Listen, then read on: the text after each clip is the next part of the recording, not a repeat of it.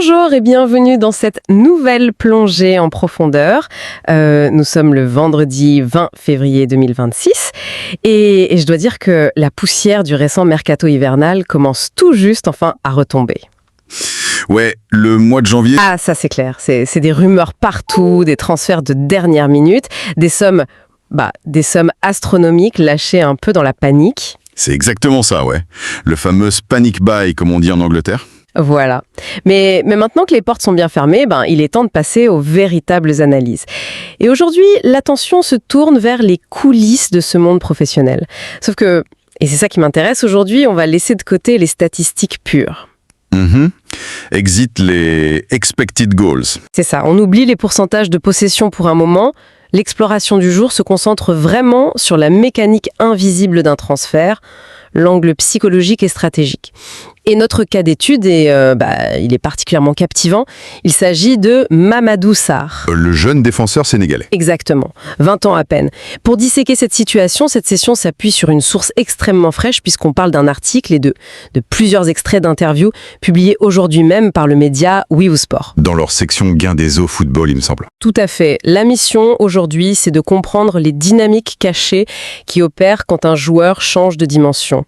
On va analyser l'importance vitale de la familiarité dans un environnement sous pression, une pression maximale, soyons honnêtes, et redéfinir la notion même de leadership chez un très jeune athlète. Je suis vraiment impatiente d'entendre ton avis là-dessus. Eh bien, je suis prêt, et c'est un terrain d'analyse absolument passionnant. Tu sais, de l'extérieur, le grand public a souvent tendance à percevoir le marché des transferts comme une simple transaction mathématique.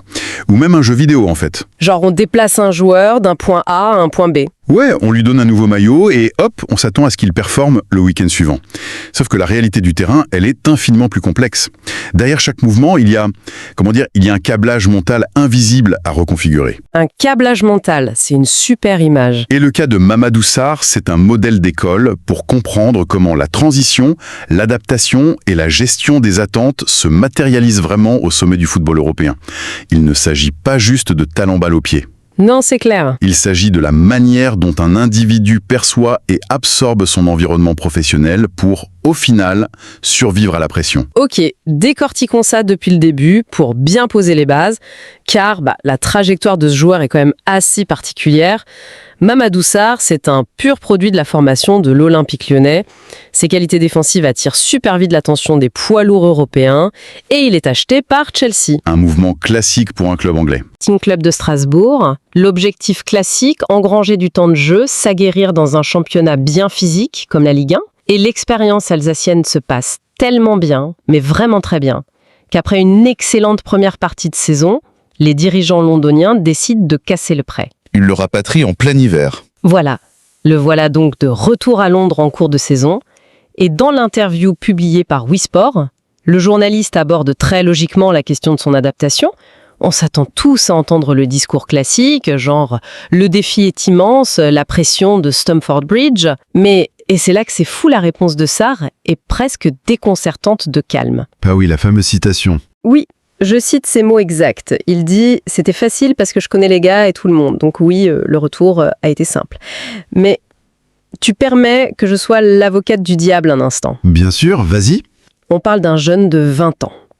Il réintègre l'un des clubs les plus impitoyables de la planète.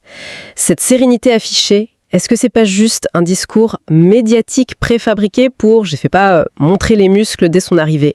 C'est une question totalement légitime. Ce qui est fascinant ici, c'est que le mot « facile » détonne complètement dans le vocabulaire habituel d'un joueur qui débarque en première ligue. Habituellement, on va entendre des mots comme « challenge »,« adaptation »,« pression » ou « travail acharné ». Ouais, les trucs classiques des conférences de presse. Exactement. Mais dans le cas de Salic, je suis convaincu que ce n'est ni de l'arrogance, ni une façade médiatique. C'est en fait la traduction littérale d'un concept très puissant en psychologie du sport, le confort psychologique par la validation sociale préalable. Oh, d'accord. C'est-à-dire ?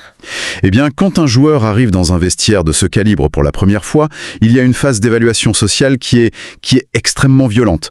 Il faut faire ses preuves auprès des cadres de l'équipe, il faut comprendre les dynamiques de groupe, savoir qui sont les leaders d'opinion. Et même apprivoiser le staff médical ou les entendants, non ? Exactement. C'est tout un écosystème. C'est une dépense d'énergie colossale. Et ça se fait souvent au détriment de la performance pure sur le terrain dans les premières semaines. Donc en fait, il faut constamment lire la pièce, savoir où s'asseoir, comment se comporter, à la cantine du centre d'entraînement. Tout à fait. L'intégration sociale précède toujours l'intégration tactique. Et là, c'est crucial. Mamadou Sarr a déjà franchi cette étape. Quand il dit « je connais les gars et tout le monde », il explique ni plus ni moins qu'il a déjà décodé la cartographie sociale du centre d'entraînement de Cobham. Il ne débarque pas comme le nouveau de l'école. Voilà, il ne pousse pas les portes en tant qu'intrus devant faire ses preuves humainement. Il a déjà ses repères. Dans un milieu où la confiance en soi dicte la qualité de chaque prise de décision sur le terrain, eh bien, éliminer cette incertitude relationnelle permet aux joueurs de se mettre immédiatement en mode compétition, sans gérer l'anxiété de la nouveauté. Ce qui explique ce mot facile, en fait. Il a tout simplement sauté la phase d'observation pour passer directement à l'action. Et cette notion de repère familier nous amène à un point absolument crucial de ce retour. Parce que le vestiaire et les couloirs du centre, ce ne sont pas les seuls endroits où Sarr retrouve des visages connus. Ah oui, le facteur de l'entraîneur. Exactement. L'alignement des planètes est total ici, puisqu'il retrouve sur le banc londonien un certain Liam Rosenior. Et pour rappel, Rosenior a été l'entraîneur de Mamadou Sarr à Strasbourg pendant 1 saison et demie. C'est pas rien, 1 saison et demie. Non, pas du tout. Le lien est déjà tissé. Et Sarr Paty l'analyse de manière très chirurgicale dans les colonnes de Wisport. Il déclare, je le cite encore, « Je connais Liam et il me connaît. Je sais comment on s'entraîne, je sais comment on prépare un match, je le connais très bien. Je pense que c'est un excellent entraîneur. » C'est très clair. On sent bien que c'est pas juste on s'entend bien humainement. Il parle vraiment de préparation, d'entraînement. En quoi cette familiarité tactique change-t-elle concrètement la donne lors d'un transfert en plein mois de janvier ? Si nous relions cela à une perspective plus large, il faut l'observer à travers le prisme de la charge cognitive. C'est une notion fondamentale dans l'optimisation de la performance sportive aujourd'hui. La charge cognitive, donc l'effort demandé au cerveau. Ouais. Lorsqu'un athlète change d'environnement, et particulièrement en milieu de saison, sans l'avantage d'une longue préparation estivale, son cerveau est soumis à une surcharge d'informations énorme. Il faut assimiler un nouveau lexique tactique, il faut mémoriser des circuits de passe inédits. C'est comme apprendre une nouvelle langue en quelques jours. Exactement. Il faut comprendre les déclencheurs de pressing spécifiques exigés par le nouveau coach et même s'adapter au rythme biomécanique des séances. C'est un processus d'apprentissage permanent. Et ça draine l'énergie nerveuse. Ça retarde la capacité d'un joueur à jouer à l'instinct. Ce qui veut dire fondamentalement qu'un joueur qui réfléchit sur le terrain, c'est un joueur qui perd le fameux 10e de seconde décisif face à un attaquant élite. C'est tout à fait ça. La pensée consciente ralentit l'action motrice. Mais avec Liam Rosenior, Mamadou Sarr a déjà en quelque sorte téléchargé le logiciel. La mise à jour est déjà faite. Voilà.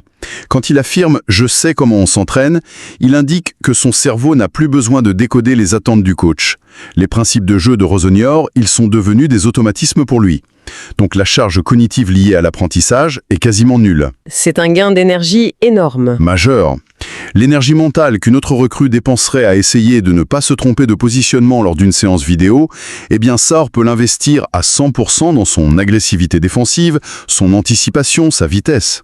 C'est un gain de temps inestimable pour le club, qui récupère un joueur opérationnel dès la première minute. Et un avantage compétitif énorme pour le joueur lui-même. En gros, l'entraîneur connaît les limites de son joueur, le joueur connaît les exigences de son entraîneur, le temps de rodage disparaît complètement. Absolument. Mais voici où cela devient vraiment intéressant. L'évolution de Mamadou Sarr en Alsace sous les ordres de Rosenior ne s'est pas limitée à une simple assimilation tactique. Il y a un élément de l'article de Wisport qui mérite qu'on s'y attarde longuement.